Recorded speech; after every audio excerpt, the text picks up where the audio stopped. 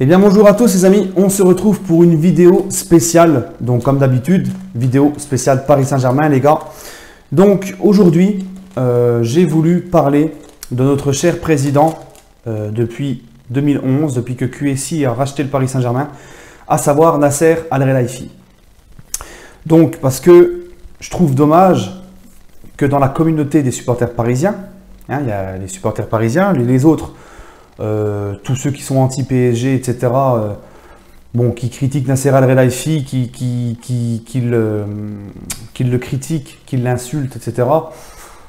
Je peux entre guillemets comprendre parce que voilà, ce sont des anti-PSG et ils n'aiment pas tout ce qui est PSG.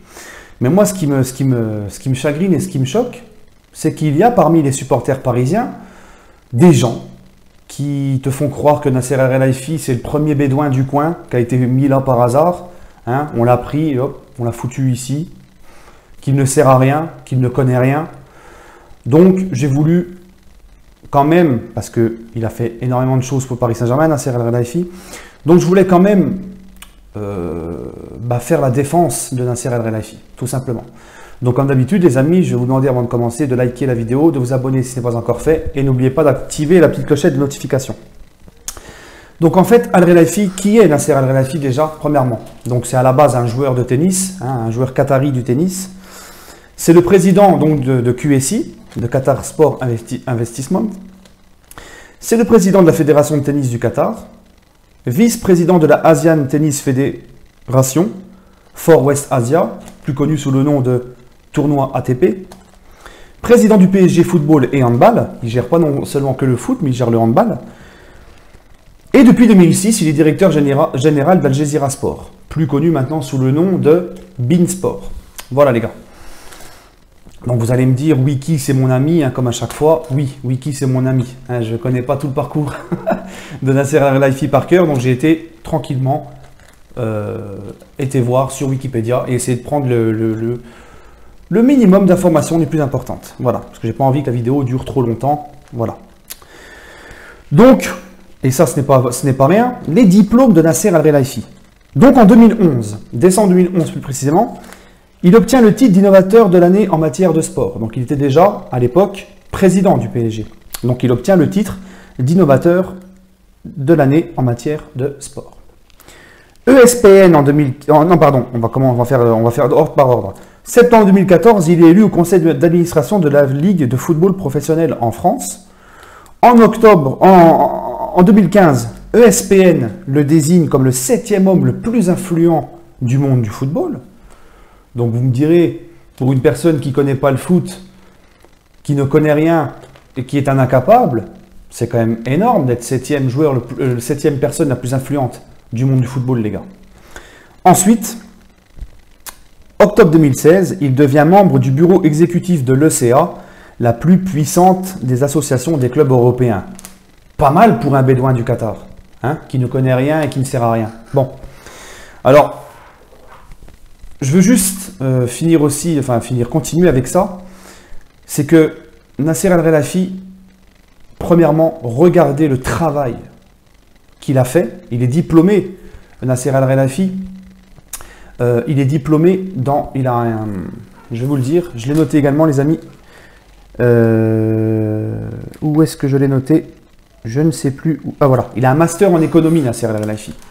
Il a donc un master en économie. Il a fait ses études pour avoir ce master-là à Doha, au Qatar. Donc il est diplômé donc dans l'économie. Et Nasser Al-Khelaifi, regardez le travail, l'évolution du PSG depuis qu'il y a le Qatar au niveau marketing. Récemment, dernier coup du PSG, le Paris Saint-Germain a vendu sa franchise en Asie.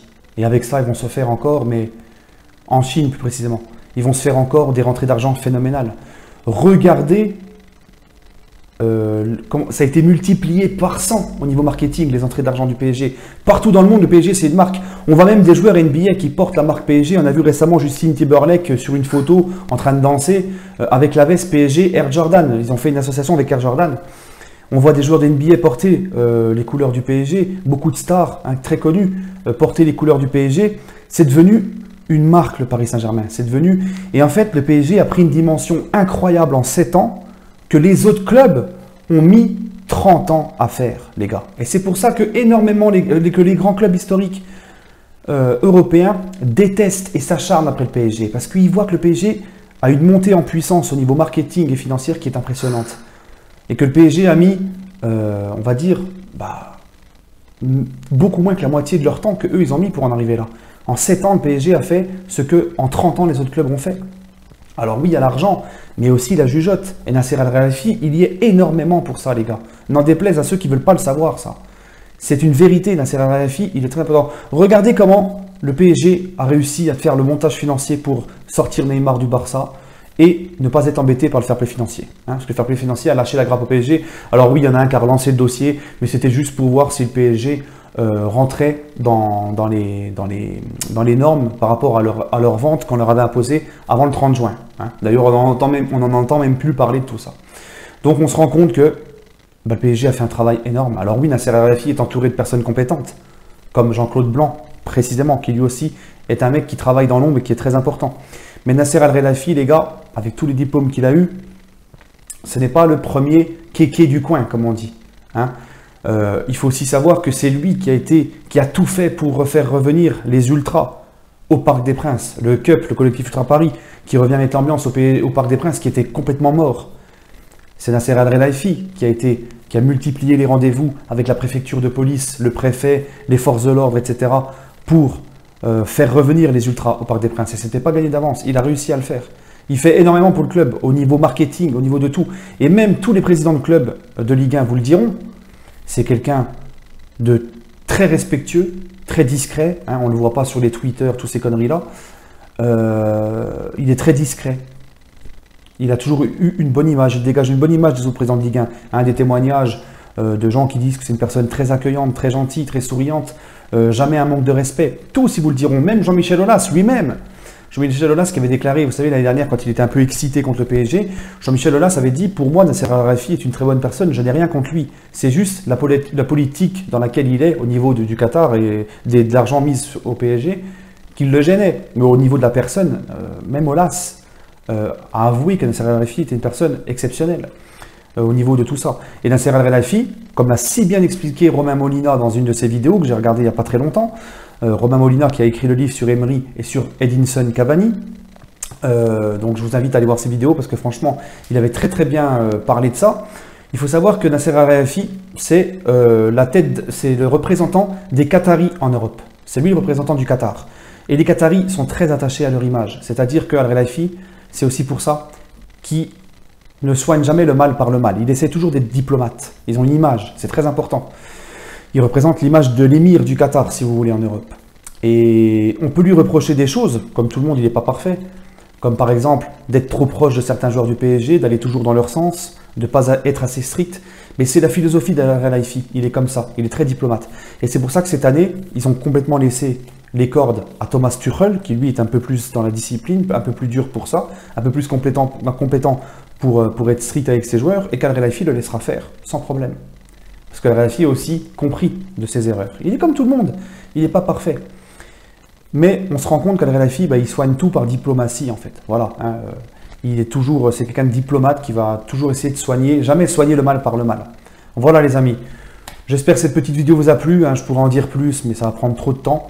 En gros, Nasser Al-Khelaifi, les amis, il ne faut pas oublier tout ce qu'il a fait pour le bien du club. Il a une part importante dans tout ce qui est marketing au sein du PSG, dans l'évolution exceptionnelle, monstrueuse du PSG au niveau marketing. Je m'en rappelle, moi, avant QSI, le PSG, il y avait des... Voilà, c'était le PSG, mais c'était pas comme maintenant, ça n'a rien à voir. Là, tu vois des stars de NBA avec le maillot du PSG, tu vois là des sponsors signés même jusqu'en Chine, ça n'arrête pas, ça n'arrête pas. C'est incroyable le travail qu'ils ont fait. Donc voilà, donc la conclusion de ce jour, voilà.